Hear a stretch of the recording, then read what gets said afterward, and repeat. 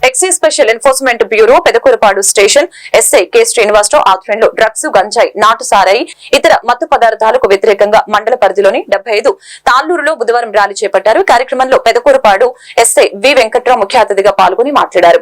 పెదకూరపాడు మండలంలో యువత డ్రగ్స్ గంజాయి నాటు సారాయి ఇతర మత్తు పదార్థాల అలవాట్లకు బానిసలు కావద్దని, మీ జీవితం నాశనం చేసుకోవద్దని తెలియజేశారు.